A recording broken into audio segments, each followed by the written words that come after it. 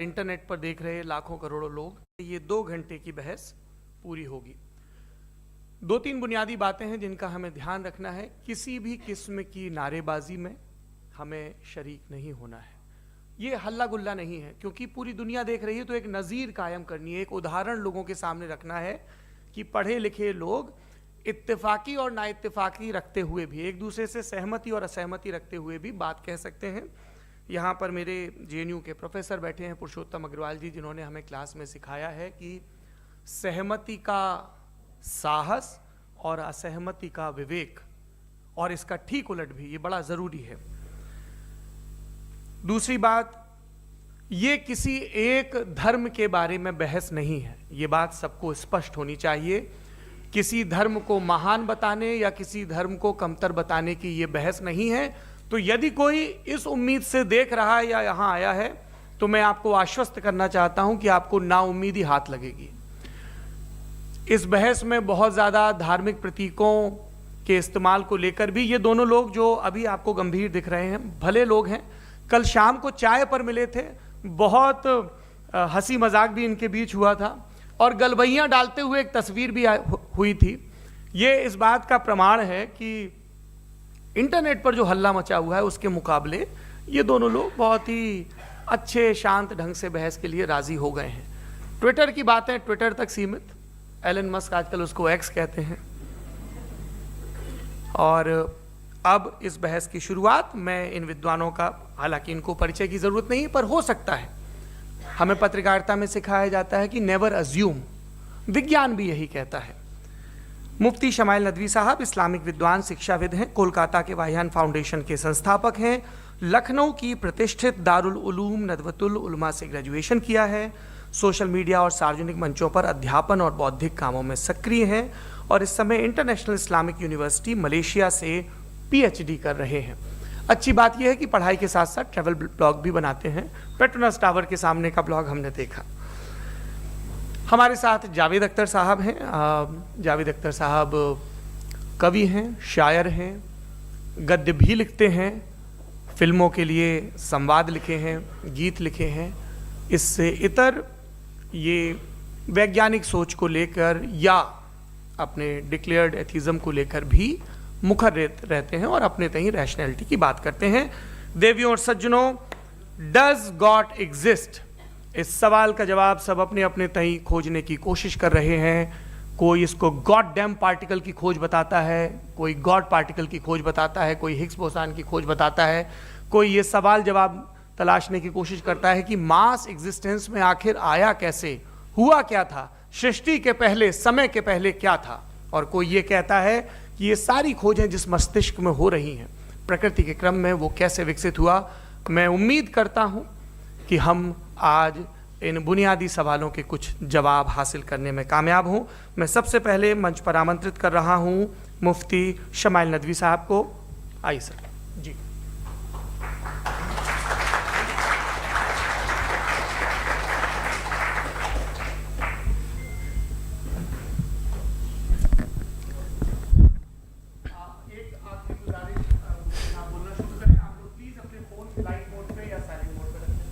एक बार चेक कर ले, कई बार बेध्यानी हो जाती है।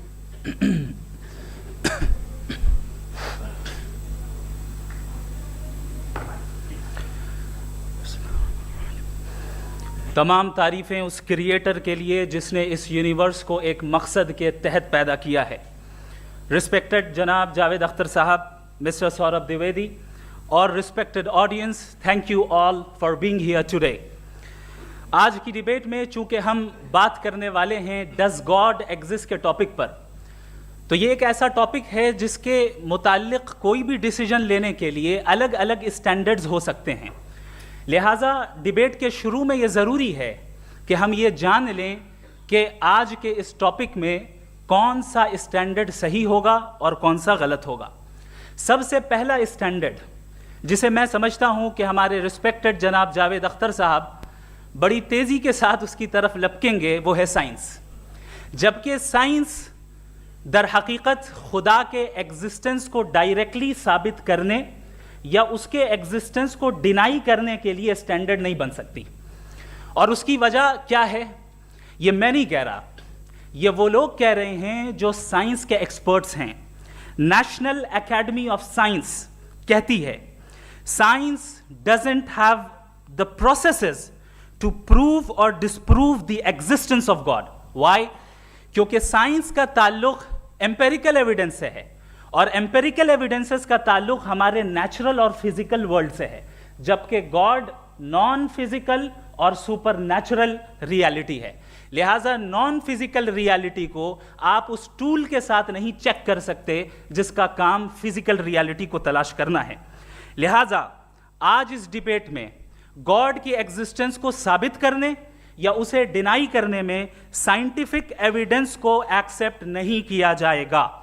دوسرا اسٹینڈرڈ ہو سکتا ہے ریویلیشن, کہ ریویلیشن کے ذریعے ہم یہ ثابت کریں کہ گاڈ ایگزسٹ کرتا ہے یا نہیں.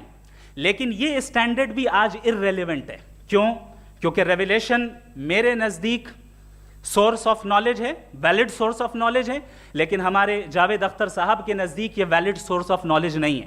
لہٰذا آج کی ڈیبیٹ میں ایک بھی ایویڈنس کسی بھی مذہبی اسکرپچر سے نہیں دوں گا تاکہ جاوید اختر صاحب کے لیے وہ ان ایکسیپٹیبل نہ ہو.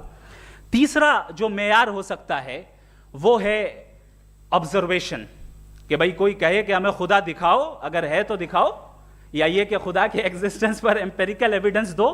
تو یہ ہے در حقیقت غلط ٹول کا استعمال کرنا.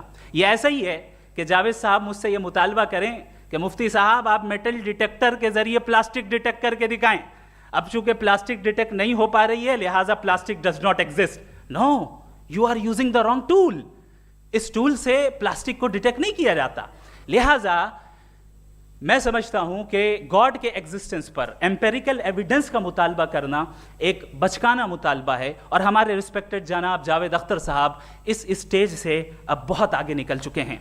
اب بچتا ہے ایک ہی اسٹینڈرڈ, اور وہ اسٹینڈرڈ ہے عقل, لاجک, ریزننگ. اور یہی وہ اسٹینڈرڈ ہے جس کے تحت گاڈ کی ایگزسٹنس کو ثابت کیا جائے گا یا گاڈ کی ایگزسٹنس کو ڈینائی کیا جائے گا. لیکن چونکہ یہ بہت امپورٹنٹ اور سینسٹیو ٹاپک ہے, اس لیے لاجیکل آرگیومنٹ بھی ایسا ہونا چاہیے جو ڈیفینیٹو ہو, انڈیفینیٹو نہ ہو, جو 2 اور 2 4 کی طرح بالکل واضح ہو, جسے لاجیکلی ریجیکٹ کرنا پاسبل نہیں ہو. فار ایگزامپل ہم کہیں ہمارے ریسپیکٹڈ مسٹر سوربھ صاحب یہ ایک انسان ہے اور تمام انسان کانشیس بینگ ہے, لہٰذا نتیجہ کیا نکلا؟ ہمارے سوربھ صاحب بھی کانشیس بینگ ہے. کیا یہ انڈیفینٹ آرگیومنٹ ہے یا ڈیفینٹ آرگیومنٹ ہے؟ یہ ڈیفینٹ آرگیومنٹ ہے. یہ 2 اور 2 کی طرح واضح ہے, اس میں کسی طرح جو ہے لاجیکلی اس کو ریجیکٹ نہیں کیا جا سکتا. تو اگر آج ہمارے جاوید اختر صاحب ایسی کوئی عقلی دلیل اور لاجیکل ایویڈنس دیں خدا کے نہ ہونے پر جو ڈیفینٹ بھی ہو, تو میں یہ اعلان کرتا ہوں کہ یقیناً میں اس ایویڈنس کو قبول کروں گا اور اس پر غور کروں گا. لیکن ساتھ میں یہ بھی اعلان کر دیتا ہوں پریڈکشن کے طور پر کہ ایسا کوئی ڈیفینٹ آرگیومنٹ کوئی نہیں پیش کر سکتا. دلیل ہم دیں گے اور ڈیفینیٹو دلیل دیں گے, لاجیکل دلیل دیں گے, ایسی دلیل دیں گے جو انٹائر ایتھیسٹک ورلڈ اسے ریفیوٹ نہیں کر سکتی. چلیں اب ہم ایک ایگزامپل سوچتے ہیں, ایک سینیریو, سمپل سینیریو. تمام آڈینس سے گزارش ہے, ہم اور آپ ایک آئسولیٹڈ آئیلینڈ پر ہیں, ایسا آئیلینڈ جہاں پہ ہم سے پہلے کوئی کبھی نہیں گیا. چلتے چلتے آپ کے سامنے اچانک آپ نے دیکھا ایک پنک کلر کی بال پڑی ہوئی ہے. سب سے پہلا سوال آپ کے ذہن میں کیا آئے گا کہ یہ بال یہاں کیوں آئی, کیسے آئی, یہ پنک کلر کی ہی کیوں ہے, کوئی اور کلر بھی ہو سکتا تھا, یہ اسی شیپ میں کیوں ہے, کوئی اور شیپ بھی ہو سکتا تھا. نیچرلی آپ اس طرف پہنچیں گے کہ کوئی نہ کوئی ہے جس نے ان اسپیسیفک پراپرٹیز کے ساتھ اس بال کو بنایا ہے اور یہاں پہ رکھا ہے. چونکہ آپ جانتے ہیں کہ یہ جو بال ہے اس کا ایگزسٹ کرنا ضروری نہیں ہے, یہ ایگزسٹ کر بھی سکتی تھی, نہیں بھی کر سکتی تھی, اور ایگزسٹ کرنا ہی تھا تو کسی اور فارم میں کرتی, کسی اور کلر میں کرتی. اب آپ اس بال کو ایکسپینڈ کرتے چلے جائیں, ایکسپینڈ کرتے چلے جائیں, ایکسپینڈ کرتے چلے جائیں, یہاں تک کہ یہ بال یونیورس کے سائز کی ہو جائے. بتائیے کہ کیا سائز کے بڑھ جانے سے سوال بدل جائے گا؟ ہرگز نہیں بدلے گا. ابھی بھی سوال رہے گا یہ یونیورس کہاں سے آیا, ان اسپیسیفک پراپرٹیز کے ساتھ کہاں سے آیا, کیوں آیا, کس نے بنایا. یہ سوال اس وقت بھی ویلڈ رہے گا. لیکن یہ سوال اگر ہم جناب جاوید اختر صاحب سے کریں تو چونکہ ان کا ورلڈ ویو ایتھیسٹک ہے، اور صرف ان کا نہیں، مطلب جتنے بھی ایتھیسٹ ہیں اور ایتھیسٹک ورلڈ ویو کو رکھنے والے سے اگر آپ یہ سوال کریں کہ یہ یونیورس کہاں سے آیا، تو ان کا جواب یا تو آرگیومنٹ فرام اگنورینس ہوگا یا ڈوگمیٹک ہوگا. یا تو یہ کہیں گے کہ مجھے نہیں پتا کہ یہ کہاں سے آیا، لہٰذا گاڈ ڈز ناٹ ایگزسٹ، یہ آرگیومنٹ فرام اگنورینس ہے. یا یہ کہیں گے کہ یہ یونیورس خود بخود بن گیا. اس کا مطلب یہ ہے کہ اس بال کو بھی خود بخود بن جانا چاہیے، لیکن بال کے تعلق سے یہ ایکسپلینیشن ایکسیپٹ نہیں کی جائے گی کہ یہ خود بخود بن گئی، لیکن یونیورس کے تعلق سے کر دیا جائے گا. اسے ہم دوسرے الفاظ میں ڈوگما بھی کہہ سکتے ہیں. دوسری چیز، ہمارے جاوید اختر صاحب ضرور گاڈ آف گیپس کی مثال بھی ضرور دیں گے، اور مثال دیں گے کہ پہلے زمانے میں بجلیاں کڑکتی تھی تو لوگوں نے کسی ایک خدا کی طرف، اور بارش ہوتی تھی تو دوسرے خدا کی طرف منسوب کر دیا، ان کے پاس دلیل نہیں تھی. یہ ہمارا ورلڈ ویو ہے ہی نہیں، یہ ہمارا ورلڈ ویو ہے ہی نہیں، کیونکہ نیچرل فینومینا کے پروسیس کی انٹرپریٹیشن کو جان لینے سے یہ کہاں سے ثابت ہو گیا کہ گاڈ ایگزسٹ نہیں کرتا ہے. اس پر میں انشاءاللہ ابھی آگے بات کروں گا. آپ حضرات یہ بھی دیکھیں گے، اور میں یہ ایکسپیکٹ کرتا ہوں کہ ہمارے رسپیکٹڈ جناب جاوید اختر صاحب ضرور ایموشنل آرگیومنٹس بھی دیں گے، جو کہ ایک لاجیکل فیلیسی ہے جب بات آتی ہے ٹروتھ کو ڈیسائیڈ کرنے میں. کیوں؟ مثال کے طور پر وہ کہیں گے کہ اگر گاڈ ہے تو ایول کیوں ایگزسٹ کرتا ہے، جبکہ میں کہتا ہوں ایول کا ایگزسٹ کرنا گاڈ کے ایگزسٹ کرنے کی دلیل ہے، اس کے خلاف نہیں ہے. چونکہ اگر گاڈ ہے تو ہم سب اس کے سامنے اکاؤنٹیبل ہیں، اور اگر ہم اکاؤنٹیبل ہیں تو اکاؤنٹیبلٹی کے لیے ایول کا موجود ہونا ضروری ہے، اس کے بغیر ہم اکاؤنٹیبل نہیں ہو سکتے. اور اگر ہم اکاؤنٹیبل نہیں ہیں تو ہم جناب جاوید اختر صاحب سے پوچھیں گے کہ آپ بتائیں کہ پھر سفرنگ اس دنیا میں کیوں ہیں؟ اگر خدا نہیں ہے تو سفرنگ کیوں ہیں؟ اور ان لوگوں کے جذبے کا کیا جن کے اندر سفرنگ کے بعد انتقام لینے کا جذبہ پایا جاتا ہے اور وہ اس دنیا سے ایسے ہی چلے گئے؟ کیا ان کی ساری تکلیفیں بیکار چلی جائیں گی؟ اب آ جائیں اسی ایگزامپل کی طرف کہ بال، مجھ سے اگر کوئی پوچھے اس بال کو کس نے بنایا، اور یا اس ایکسپینڈڈ بال کو کس نے بنایا، میں کہوں گا کہ چونکہ یہ یونیورس اور اس یونیورس کی تمام چیزیں کانٹینجنٹ ہیں. کانٹینجنٹ ہونے کا مطلب یہ ہوتا ہے کہ جو اپنے ایگزسٹنس پہ کسی کے اوپر ڈیپینڈ کرتی ہو، تو ظاہر ہے یہ یونیورس کانٹینجنٹ ہے. اور اگر کوئی چیز کانٹینجنٹ نہیں ہے تو میں ریکویسٹ کروں گا کہ مجھے دکھا دیں کہ کون سی چیز یونیورس میں کانٹینجنٹ نہیں ہے، ہم بھی ذرا غور کر لیں اور ہم بھی دیکھ لیں. اور جب کانٹینجنٹ چیزیں موجود ہیں تو فلاسفرز کی اصطلاح کے مطابق، ہم اس ٹرمینالوجی کے مطابق ہم اس جگہ تک پہنچتے ہیں اور اس ہستی تک پہنچتے ہیں جسے نیسیسری بینگ کہا جاتا ہے، کہ یہ وہ نیسیسری بینگ ہے جس کا موجود نہ ہونا ناممکن ہو. چونکہ اگر یہ موجود نہ ہو تو ساری چیزیں ایگزسٹنس میں آئیں گی ہی نہیں، اور یہ ساری کانٹینجنٹ چیزیں اسی کے اوپر ڈیپینڈ کرتی ہیں. اب اگر آپ یہ سوال کرتے ہیں کہ پھر اس ہستی کو کس نے بنایا، پھر اس کا کاز کیا ہے، پھر اس کا کاز کیا ہے، پھر اس کا کاز کیا ہے، اور اینڈلیسلی چلے جائیں، اسے ہم کہتے ہیں انفینٹ ریگریس آف کازز، جو کہ لاجیکل فیلیسی ہے. کانسیپچولی انفینٹی پاسبل ہے. مثال کے طور پہ نیومیریکلز 1 2 3 گنتے چلے جائیں، انفینٹ نمبرز ہیں.